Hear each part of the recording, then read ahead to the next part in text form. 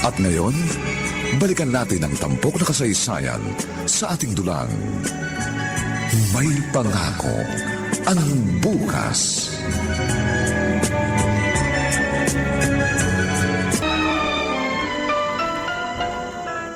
Clarissa, bakit mo ginawa kay Catherine yun? Bakit mo siya sinaktan? Ano? Anong sinaktan ang sinasabi mo? Wala akong ginawa sa babae mo. Sinungaling? Sinampal mo ako. Dahil sa babaeng yung sinaktan mo ako. Dahil nagsisinungaling ka. Ganun kahit katulong namin, sinasabing ginawa mo. Hindi ka naman maawa. Hindi mo na isinaalang-alang ang kalagayan niya. Ako pa ba? Ako pa ba ang hindi marunong maawa? Sinikap ko maging mabuting asawa sa'yo. Tinanggap ko ang kahinaan mo. Maging ang panlilibak ng mga tao, tiniis ko. Pero bakit sa kabila ng lahat, sinisisi mo pa rin ako? Kasalanan ko ba? Kung hindi ko maibigay ang gusto mo!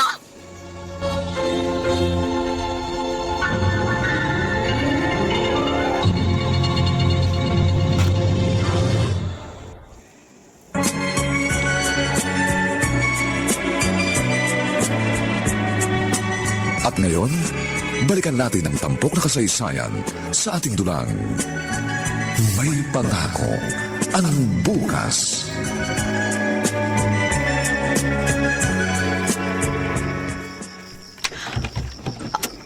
Alberto, may dala kang maleta? Ibig mong sabihin yan? Napagbuhatan ko siya ng kamay. At amang iniisip mo, iniwalayan ko na siya. Thank you, Bonnie. Salamat, pinili mo ako. Tulad ng promise ko sa'yo, hindi ka magsisisi. Mas magiging maligaya ka sa amin ni baby boy natin.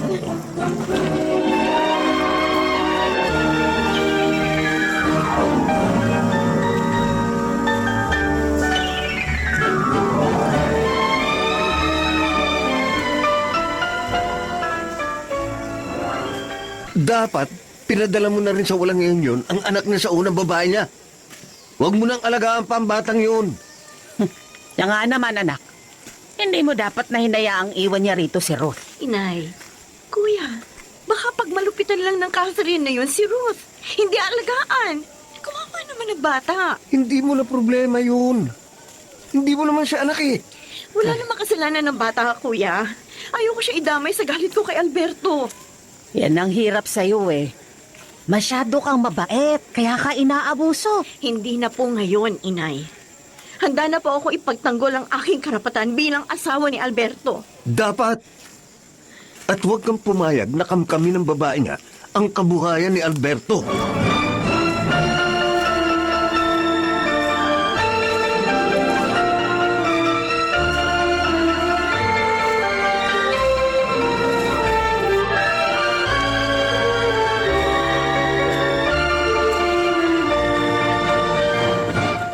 Uuwi ka na ba, Alberto? Oo, pare. Mag-relax muna tayo sandali. Ha? Total, may kasama namang katulong si Catherine sa inyo. Hindi maaari. Ha? Ang gusto ni Catherine, umuwi ako ng maaga. Alam mo na, kabuanan na kasi niya. Sandali ha. Cellphone ko, sasagutin ko lang. Okay. Hello? O, Diday. Napataw, ha? Ano? Ang Ma'am Catherine mo, mga anak na? Joanne, halika na. Paliliguan na kita. Ako na lang po, Mami. Kaya ko na naman po eh. Sure ka? Opo. Sina Mark at Ruth na lang po ang paliguan nyo. Kasi po, mas younger po sila sa akin. Baka naman kasi anak, madulas ka. Hindi po.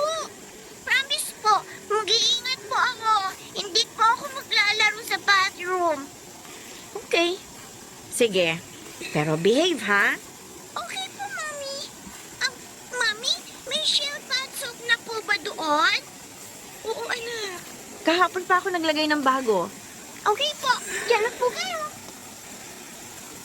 Ang anak ko, 7 years old pa lang, pero marami na siyang kayang gawin para sa sarili niya. Mga anak ko, kayo na lang ang kaaliwan ko ngayon. Si Kuya Hinaro tumatawag sa cellphone ko. Hello? Kuya? Oh, napatawag ka.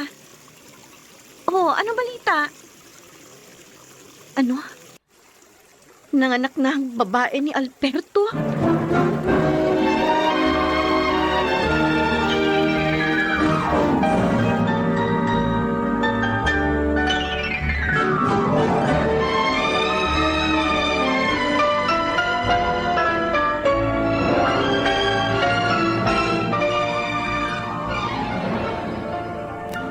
Daniel, bakit ka ba nagpunta dito? Anong kailangan mo?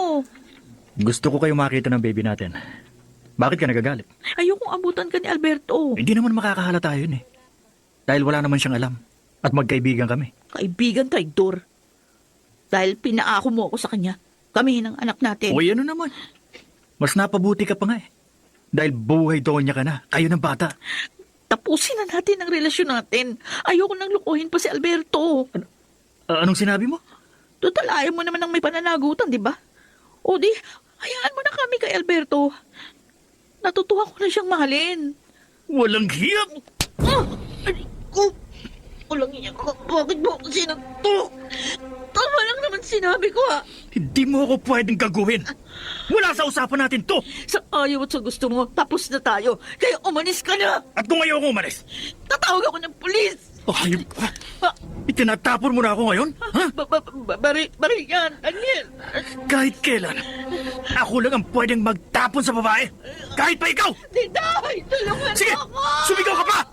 Hinahamon mo talaga ako, ha?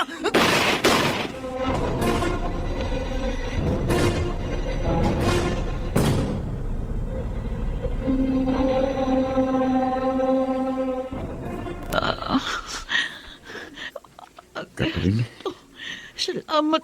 Dumating ka. tinawagan ako ni Diday. Anong nangyari? Bakit kayo nag-away ni Daniel? Bakit kanya binaril? I'm sorry. Niloko ka namin. Ano? Boyfriend ko si Daniel. Ang batang isinilang ko.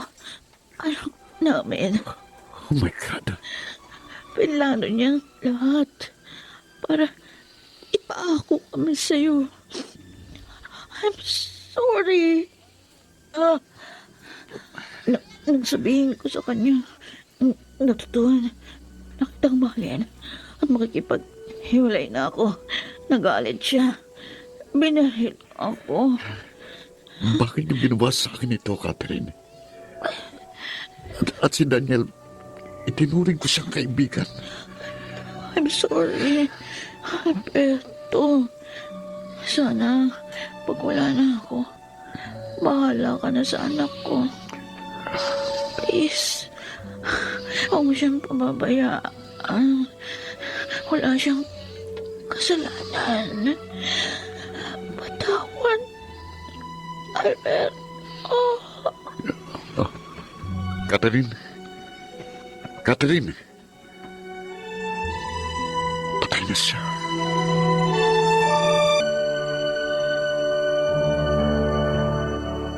Alberto? Hayop ka, Daniel. Hayop! Aray ko! Alberto! Kulang pang suntok na yan sa ginawa mong panloloko sa akin. Ahas ka! Teka, Alberto, makinig ka sa akin. Si Katerina nagplanong ipaako sa iyo ang aming anak. Pinilit niya akong gawin yun. Nagsisisi na nga ako eh. Kaya sinabi ko sa kanya na ipagtapat na namin sa iyo ang lahat. Pero hindi siya pumayag. Kaya yun, nag-away kami. Kaya para dapat hiwalayan mo ng babae yun paglabas niya ng ospital. Patay na siya, gago! Ha? Aray! Kung inaakala mong maniniwala pa ako sa'yo, nagkakamali ka. Dadalhin mo sa iyong butihing pagkamatay ni Catherine, ang ina ng iyong anak.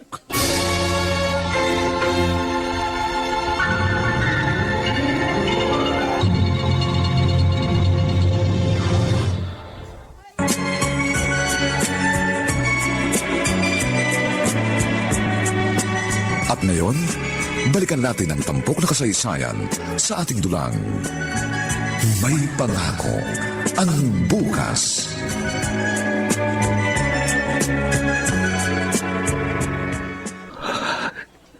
Wala na si Catherine. Napatay ko siya. Ang sakit. Ang sakit-sakit. kung kailan wala na siya. Saka ko nadama ang kahalagahan niya sa buhay ko. Oh, Catherine, I'm sorry. I'm sorry. Hindi na rin ako dapat magtagal sa mundong ito.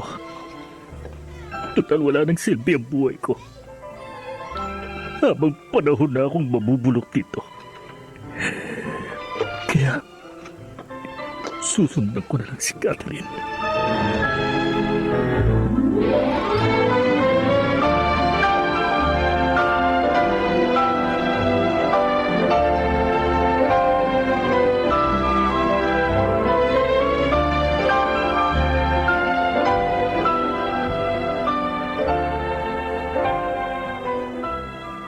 Tulog na si Junior.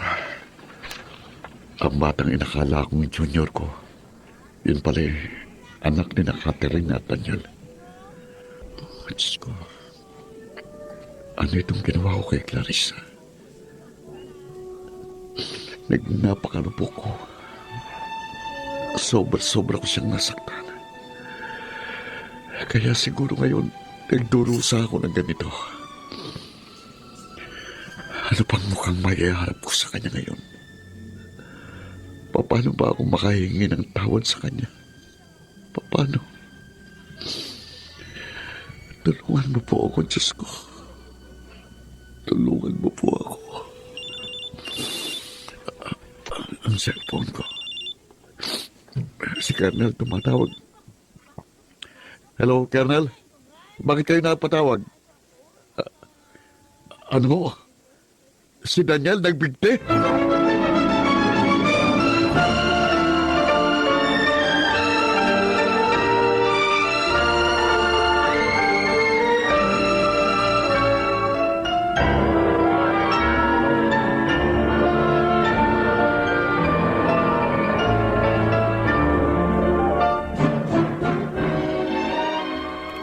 Yun ang nalaman ko, Nay. Ayon sa katulong nila, hindi anak ni Alberto yung bata. Ano? Ipinaako lang sa kanya ni Catherine at ng nobyo niyan si Daniel, na kaibigan naman ni Alberto. Oh, Diyos ko. Kung ganon, masama rin pala ang barkadang yun ni Alberto. Niloko siya. Ganun na nga ho. Siguro, parusan na rin ng langit yun sa kanya dahil marupok siya. Ilang beses niya nilokong kapatid ko. Paano na ngayon yung bata? Sabi mo, patay na si Catherine at yung Daniel. Hindi, ipinaalaga ni Alberto sa iba. Hinaro anak. Mula nang magkahiwalay ang kapatid mo at ang kanyang asawa, naging sobrang malungkutin na siya. Napansin ko rin, ang laki na ng ipinayat niya. Naisip ko lang, anak. Paano kaya kung bumalik sa kanya si Alberto? Tatanggapin kaya niya? Para ho sa akin, hindi na dapat, Nay. Tama na yung mga sakit ng damdamin na pinarana sa kanya ng lalaking yun. Pero kung mahal pa rin siya ng kapatid mo, hindi tayo dapat tumutol. Sapagkat hindi natin maibibigay ang kanyang kaligayahan. Narinig ko ang pag-uusap ni na Inay at Kuya Henaro. Ganun pala ang mga nangyari sa buhay ni Alberto. Diyos ko. Aaminin ko po. Naawa po ako sa aking asawa. Mahal ko pa rin siya. Pero nasasaktan pa rin ako sa mga nagawa niya sa akin. Pero Diyos ko, sana po ituro niyo sa akin ang dapat kong gawin. Dapat ko pa po bang hangarin na mabuong muli ang aming pamilya?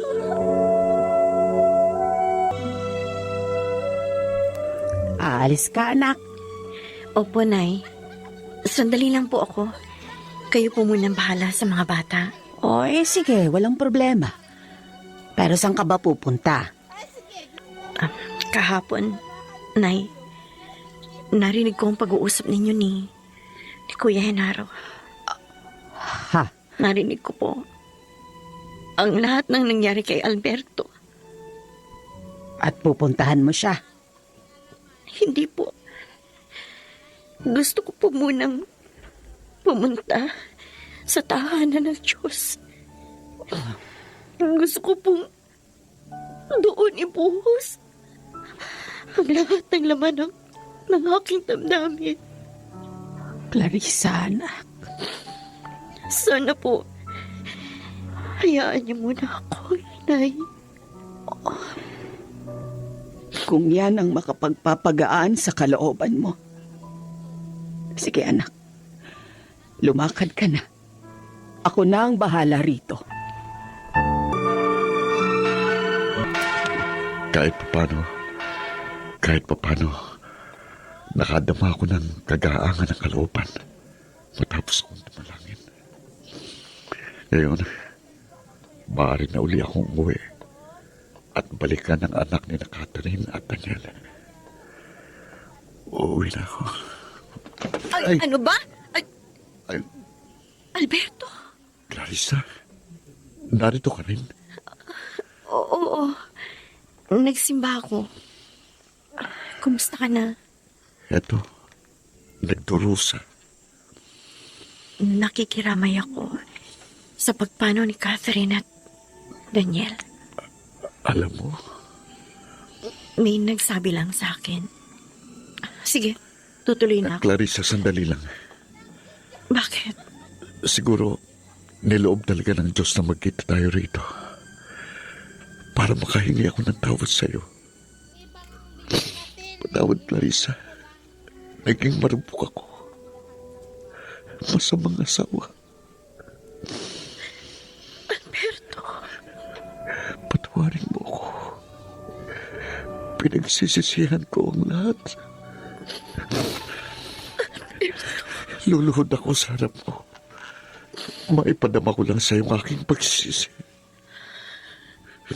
Pakiusap. Bigyan mo pa ako ng isa pang pagkakataon. Alberto, siguro nga, tama ka. Kalooban ng Diyos na magkita tayo rito para magkapatawaran at muling magsimula. Kung gano'n, pinatatawad mo na ako. Payag kang muli nating buuin ang ating pamilya. Oo, Alberto. Oh, salamat, Clarissa. Maraming salamat. At ngayon, lubos akong naniniwala. May pangako ang bukas.